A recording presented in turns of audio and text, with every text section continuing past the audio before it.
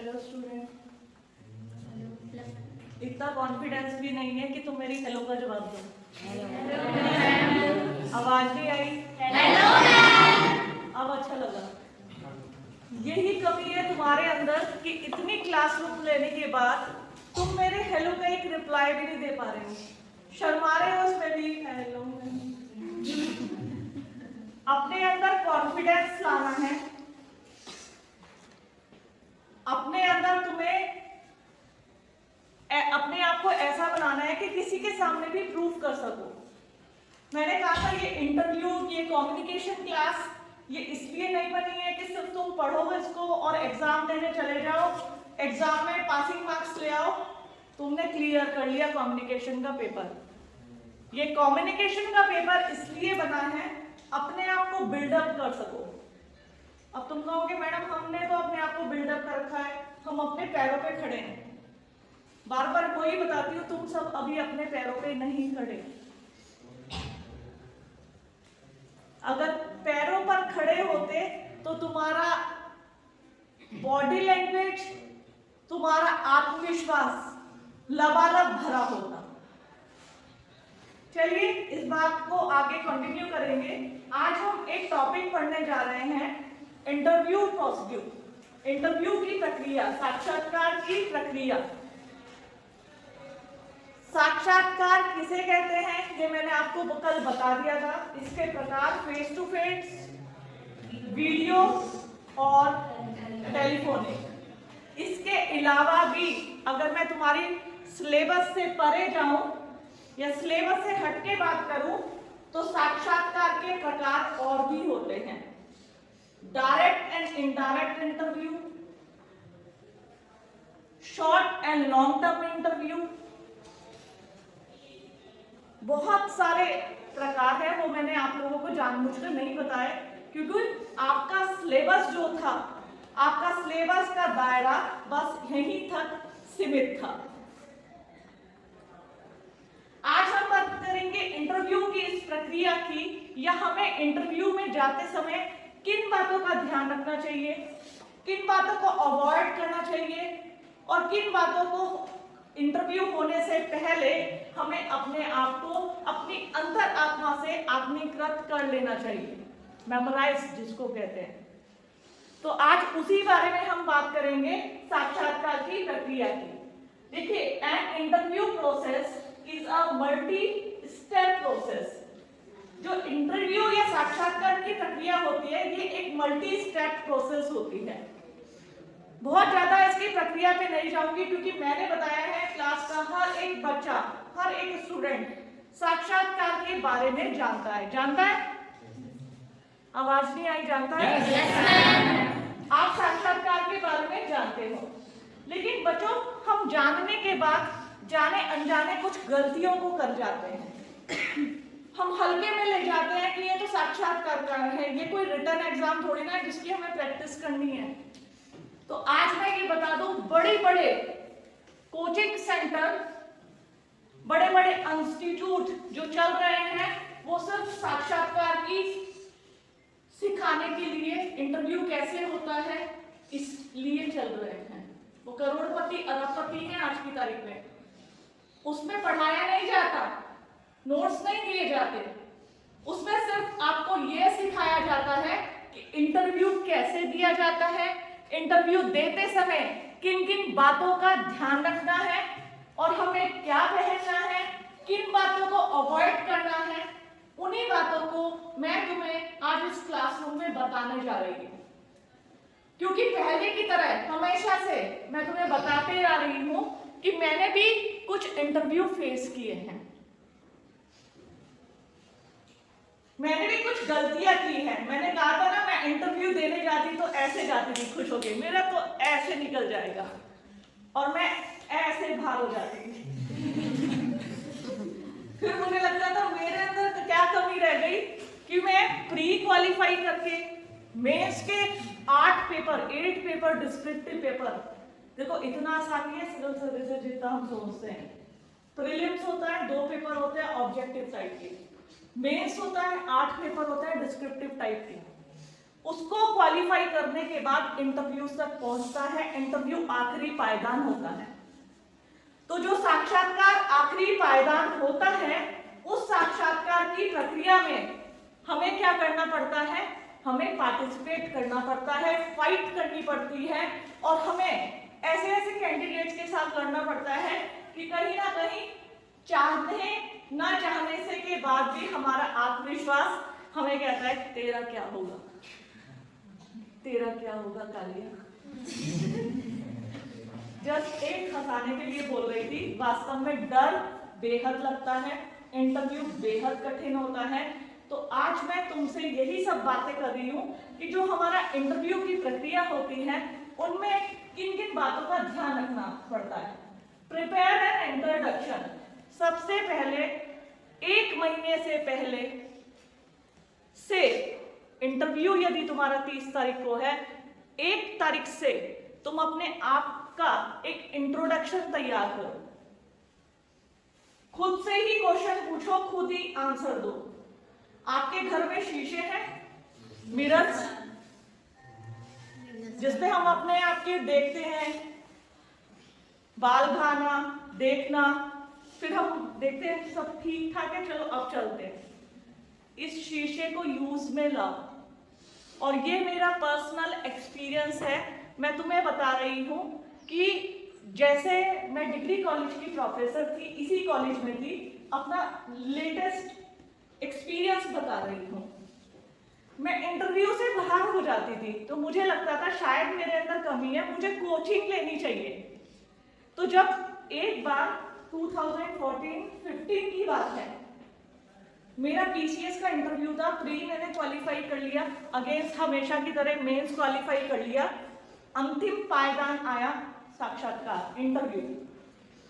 Interview के लिए मैं गई नहीं, मतलब अपने आप को सोचा अब मैं क्या करूं। तो मैंने सोचा मैं कॉलेज से छुट्टी ले लेती हूँ, यहाँ मैं जॉब कर रही थी, यहाँ से मैं छुट्टी लेके दिल्ली जाऊंगी, दिल्ली में किसी अच्छे कोचिंग इंस्टीट्यूट में साक्षात्कार की तैयारी करूंगी। मैंने उस चीज को छोड़ दिया। अब मेरे आगे चैलेंज था कि मैं साक्षात की तैयारी कैसे करूं।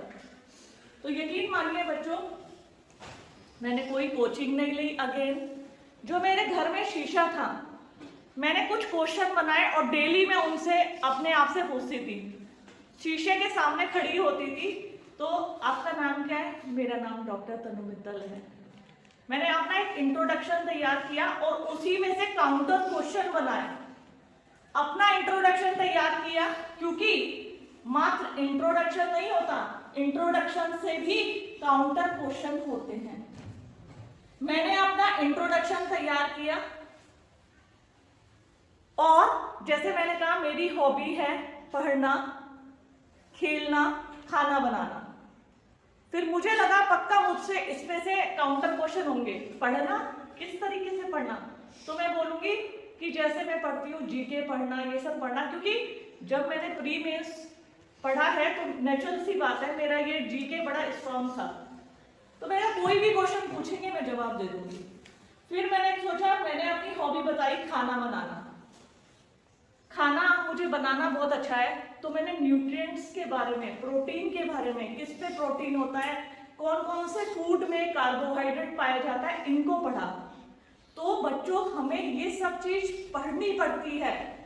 अपने इंट्रोडक्शन को तैयार कीजिए, बस यही नहीं, आपका नाम बताइए, आप कौन सी क्लास में पढ़ रहे हैं, इस पद पर क्यों आए हैं। मैं तुम्हें खुद बता रही हूँ, जैसे मैंने इंट्रोडक्शन बोला कि उन्होंने तीर तान रखे थे, तो फटाफट धप धप धप धप तीर मेरे ऊपर चलने शुरू हो गए जैसे ही मैंने अपना इंट्रोडक्शन दिया। उन्होंने पूछा आपने बताया कि आपको खेलना भी पसंद है, क्या खेलना पसंद है? मैंने कहा सर मैं अपनी कॉलेज की स्पोर्ट्स चैंपियन रही हूँ। अच्छा, कौन से स्पोर्ट्स में? तो जब मैं रही हूँ, कॉन्फिडेंस थी, मैंने बता दिया कि आपको ट्रॉफी किस बेस पे मिली। मैंने कहा जो सर 5 स्पोर्ट्स में फर्स्ट आता है उसको कॉलेज की चैंपियनशिप ट्रॉफी दी जाती है। वो सेटिस्फाई हो गए। फिर उन्होंने मेरी बायोडाटा जो मैंने रिज्यूमे बनाया हुआ था उसमें मेरी परसेंटेज से पूछा। बच्चों यकीन मानिए कि तो मैं सोच के भी नहीं गई थी कि ये वाला क्वेश्चन मुझसे पूछा जाएगा। उन्होंने कहा आपकी परसेंटेज बताइए, मैंने बताती गई। आपको एमए किया है ना सोशियोलॉजी में? मैंने कहा यस सर। इसमें कितना टोटल था आपका? मैंने कहा ये था। इसकी परसेंटेज कितनी थी? अब टोटल तो पता था मुझे इतना है, मैंने फटाफट उसको मनी मन में भाग देना शुरू कर दिया एक हिसाब से, इतना इतना। मैंने कहा सर मेरा टोटल था 59%। जान में जान आई तो उन्होंने कहा 59 था या 59 पॉइंट समथिंग था। चूंकि मैंने अपने मन में फटाफट कैलकुलेशन किया था, मैंने तुरंत उन्हें एग्जैक्टली बता दी। तो कहने का मतलब, तुमसे ये शेयर करने का मतलब सिर्फ ये है कि आप प्रिपेयर एंड इंट्रोडक्शन, हमेशा अपना इंट्रोडक्शन तैयार कीजिए। और सिर्फ तैयारी नहीं करना है। आज मैंने तुमसे क्लास में पूछा कि 2 बच्चे अपना इंट्रोडक्शन देंगे, किसी ने हामी नहीं भरी और सही भी किया। अब तुम क्या करोगे? आज अपना एक अच्छा सा इंट्रोडक्शन तैयार करोगे, शीशे के सामने जाकर खुद से ही क्वेश्चन पूछोगे या फ्लोलेस कुछ सेंटेंस में अपने बारे में सामने वाले को आप लोग बता देंगे। तो आप इस प्रकार अपना इंट्रोडक्शन सामने वाले को दे देंगे, ठीक है। फिर है research the company and unit. जहां भी आप इंटरव्यू देने जा रहे हैं उसके बारे में जांच पड़ताल, उसकी पूरी पृष्ठभूमि, पूरा ऐतिहासिक बैकग्राउंड, जो हिस्टोरिकल बैकग्राउंड है, सब पढ़ के जाना। यदि आप सिविल सर्विसेज के लिए जा रहे हैं तो आपको पता होना चाहिए प्रशासनिक पद कैसे होते हैं, उनके दायित्व, ड्यूटीज क्या होती है। आप किसी मल्टीनेशनल कंपनी में इंटरव्यू देने जा रहे हैं तो आपको पता होना चाहिए उस मल्टीनेशनल कंपनी में जो मल्टीनेशनल कंपनी है, उस मल्टीनेशनल कंपनी में उस कंपनी का स्थापना कब हुई, उसने कोई स्पेशल अचीवमेंट लिया, उस कंपनी को कोई स्पेशल अवार्ड मिला, तो ये सब एक अपनी कॉपी बनाइए। हम कहते हैं इंटरव्यू तो बहुत आसान होता है, आसान नहीं होता। जो हम पैसे देके 50,000 की कोचिंग में सीखने जाते हैं वो आपको फ्री ऑफ कॉस्ट मिल रहा है सीखने को। इंटरव्यू की एक डायरी बनाइए, उसमें आप सब चीज के बारे में लिखिए। फिर प्रैक्टिस योर आंसर। मैंने अभी अभी बताया ना, शीशे के सामने खड़े होके, और सिर्फ प्रैक्टिस ऐसे नहीं, ये नहीं, my name is doctor Tanu Mittal and I am pursuing MA and my specialization in urban sociology. No, मेरा नाम डॉक्टर तनु मित्तल है। जिस लैंग्वेज में आप कंफर्टेबल हो, अपने आप को ये मत दिखाइए आप इंग्लिश में जीनियस है कि हिंदी में जीनियस है। जिस भी लैंग्वेज में आप अपने आप को कंफर्टेबल महसूस कर रहे हैं उसमें अपना इंट्रोडक्शन दीजिए। परवाह मत कीजिए वो क्या सोचेगा, इंटरव्यू बोर्ड का दूसरा सदस्य क्या सोचेगा, इसे इंग्लिश नहीं आती या इसको हिंदी नहीं आती। तो अपनी कमियों को ही अपना प्लस पॉइंट बनाइए। वहां पर आप इंग्लिश में इंट्रोडक्शन देने के बजाय हिंदी में दीजिए, जिसमें आप बिल्कुल सहज महसूस करते हैं, कोई असहजता नहीं आती, आप अपने आप को कॉन्फिडेंट महसूस करते हैं, उसी में आंसर दीजिए। कहीं भी ऐसा लिखा नहीं हुआ नहीं है सिविल सर्विसेज में कि सिर्फ आप या किसी भी जॉब इंटरव्यू के लिए जाए। हाँ, मल्टीनेशनल कंपनीज जो होती हैं, बड़ी बड़ी फॉरेन कंपनीज, उसमें इंग्लिश में देना पड़ता है, क्योंकि उनके वर्क कल्चर जो है वो इंग्लिश के ऊपर डिपेंड रहती है। तो उसमें आप सभी लोग पार्टिसिपेट करें, अपने आप को इस लेवल तक डेवलप करेंगे, इस लेवल तक बनाएंगे कि कोई आपको चैलेंज ना कर सके। कमियां हर इंसान के अंदर होती है, मैं तुमसे बता रही हूँ कमियां मेरे अंदर असंख्य थी। कमियों के साथ साथ गलत फहमियां भी थी।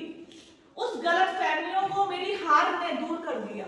हारना भी जरूरी है, हर समय जीत भी हमें आगे तक नहीं पहुंचाती।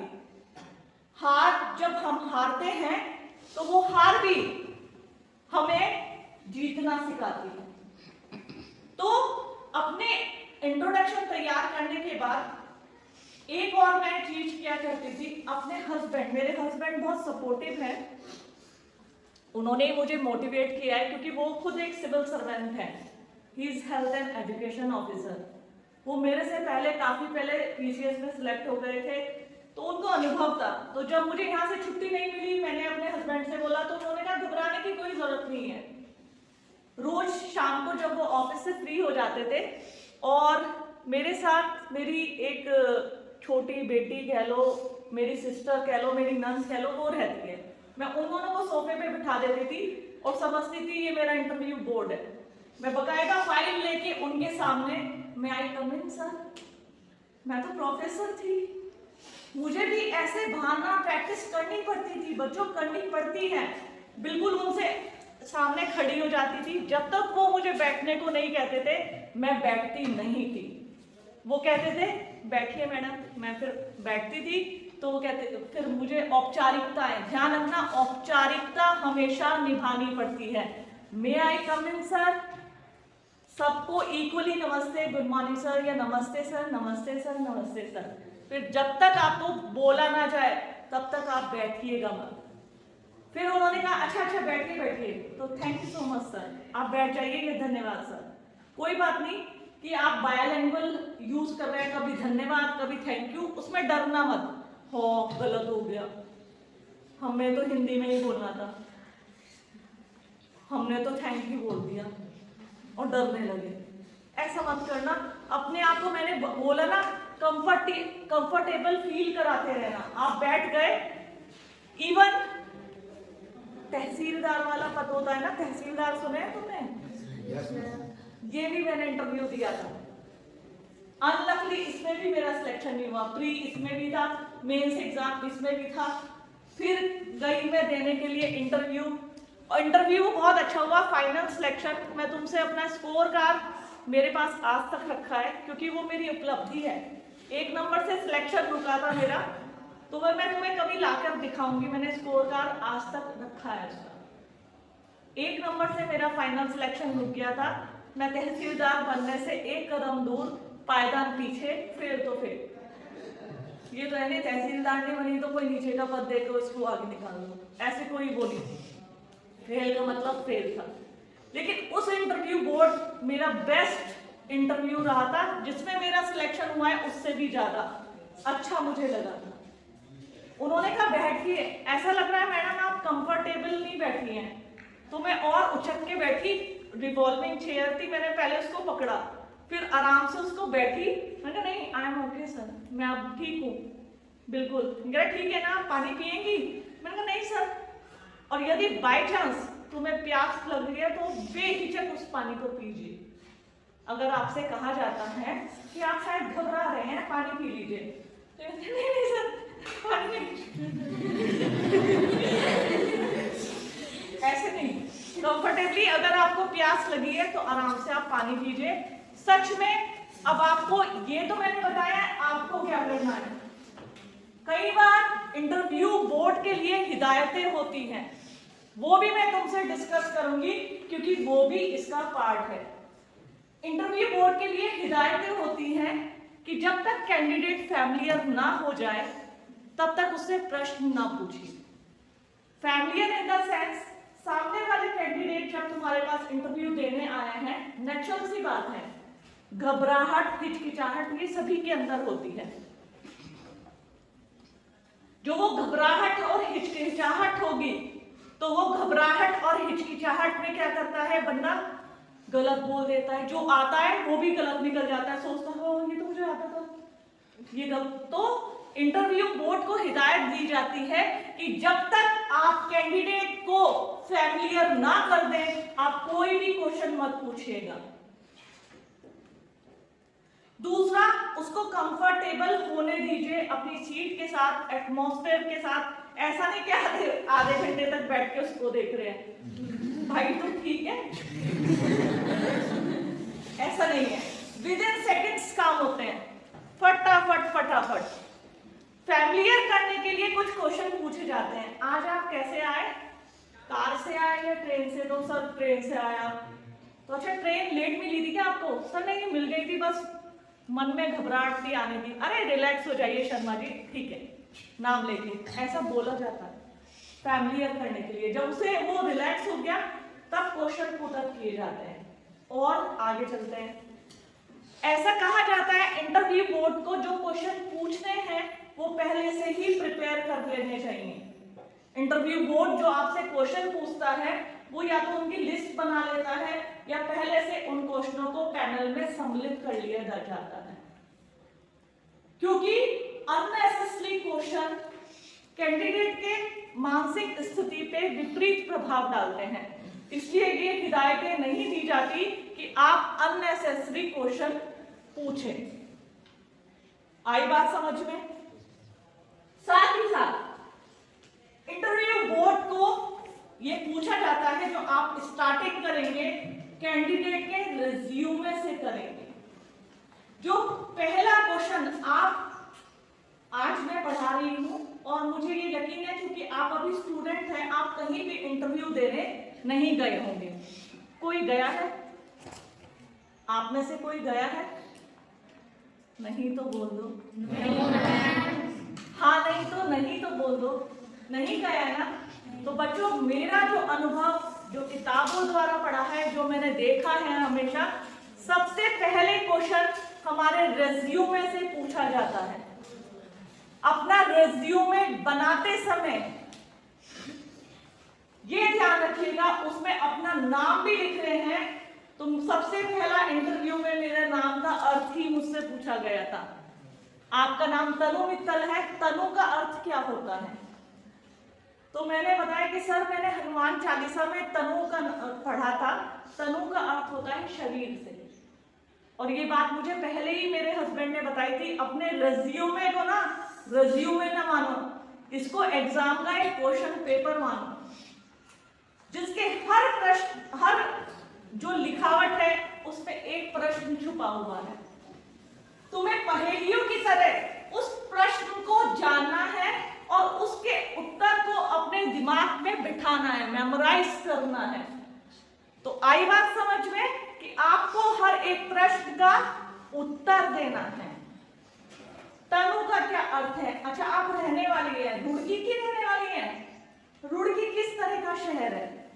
मैंने कहा सर रुड़की में IIT रुड़की है और रुड़की अगर हम देखें तो उसमें नंबर ऑफ इंजीनियरिंग कॉलेज है, तो रुड़की एक शैक्षिक नगर है। तो उन्होंने कहा गुड। और कौन सा शैक्षिक नगर है अगर आप भारत में देखें? मैंने कहा सर प्राचीन काल में नालंदा और तक्षशिला शैक्षिक नगरियां मानी जाती थी। इस तरीके से मैंने आंसर को दिया और उन्होंने फिर मुझसे एक क्वेश्चन पूछा, प्लांट सिटी किसे? जब वो क्वेश्चन पूछते गए तो उनके दिमाग में क्वेश्चन आते चले गए। प्लांट सिटी किसे बोलते हैं? मैंने कहा सर प्लांट सिटी जैसे प्लांट वे में तैयार किया जाता है, जैसे सर चंडीगढ़ प्लांट सिटी है। तो उन्होंने बोला चंडीगढ़ को किसने बताया? मुझे सच में याद नहीं था चंडीगढ़ को किर्गुजियर ने बसाया था या उसका प्लान तैयार किया था, मुझे नहीं याद था। मैंने कहा सॉरी सर ये मुझे नहीं पता है। सबसे अच्छी बात, जिस क्वेश्चन का आंसर ईमानदारी से आपको नहीं आता है, ईमानदारी से क्षमा, सॉरी सर ये मुझे नहीं आता है। एक्स्ट्रा ऑर्डिनरी सर ऐसा है, मैं बताती हूँ मुझे आता है।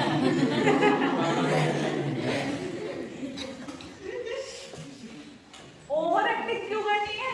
जब क्वेश्चन आता ही नहीं है, सर मुझे आता था अभी बता रही हूँ, चलो आप दूसरा। ये आपकी क्लासरूम नहीं है। फिर उन्होंने पूछा उत्तराखंड का एक ऐसा शहर जो प्लांट सिटी है। घबरा तो रही थी क्योंकि किर्गुजियर को ना करके बैठी थी, अभी सॉरी करके बोली थी। तो मैंने कहा अगर ये मुझे दिमाग में आया, मेरी पोस्टिंग पुखाल रही थी तो नई टिहरी चमकता रहता था पुखाल से। तो मैंने कहा कितना अच्छा बसा हुआ है ना, डब्बे डब्बे डब्बे डब्बे। मैंने कहा सर नई टिहरी, मैंने कहा करेक्ट। तो दिमाग भी मतलब वास्तव में पता था, लेकिन उस वे में मैंने कभी सोचा ही नहीं कि इसको प्लांट वे में बसाया गया नई टिहरी को। जब पुरानी टिहरी डैम में डूब गया तभी तो प्लांट वे में नई टिहरी बसाया गया था, तो नई टिहरी बसाया गया था। तो इस प्रकार इंटरव्यू में अपने आत्मविश्वास को, इस सब स्टेप का जरूर ध्यान रखिए। आप सब स्टूडेंट्स हैं और ये मैं किस लिए बोल रही हूँ, सबको एक इंपॉर्टेंट काम करना है। आज मेरी क्लास में बैठे हर एक बच्चे को अपना एक सेल्फ इंट्रोडक्शन तैयार करना है। सेल्फ इंट्रोडक्शन तैयार करने के बाद आप सभी लोग सेल्फ इंट्रोडक्शन तैयार करेंगे। यहां पर खड़े होके पूरे आत्मविश्वास के साथ अपना इंट्रोडक्शन देंगे। ये आपका सेशनल, मैं प्रिंसिपल मैम से बोलूंगी कि आपका सेशनल का मोड यही किया जाए। मात्र कुछ पन्ने घर से लिख के ले आए, क्वेश्चन दे दें और आप जमा कर दें और उस पर हम आपको नंबर दे दें, मैं उसको जेन्युइनली नहीं मानती। यदि हमें इस क्लासरूम में कुछ सीखने को मिला है तो उसको प्रैक्टिकल करके दिखाइए। अपना एक अच्छा सा इंट्रोडक्शन तैयार करिए पूरे आत्मविश्वास के साथ। और वो कब लबालब भरे होंगे आप आत्मविश्वास से? शीशा है आपके घर में, उस शीशे के सामने जाकर प्रैक्टिस करिए। उस शीशे के सामने जाकर आप क्या करिए, उसको मेमोराइज करिए। आंसर, अपनी बॉडी लैंग्वेज को चेक करिए। मैंने आपको बताया था हमारे आंखें नहीं बोलती है, हाथ भी बोलते हैं। मेरा चेहरा, अगर मैं चुप रहूं, अगर मैंने तुमसे कोई क्वेश्चन पूछा, मैं कह लगी पूजा बेटा इस क्वेश्चन का जवाब दो, तो पूजा ने आंसर दे रही है और मैं मुस्कुराने लगूं, यानी पूजा सही बता रही है और मैं कहने लगूं गलत है। तो मात्र हमारा ये मुंह नहीं बोलता है, हमारा चेहरा भी जवाब देता है। हमारे ये उंगलियां, हमारे हैंड्स, और जो हम इस तरीके से बात करते हैं, हमारे हाथ भी बात करते हैं।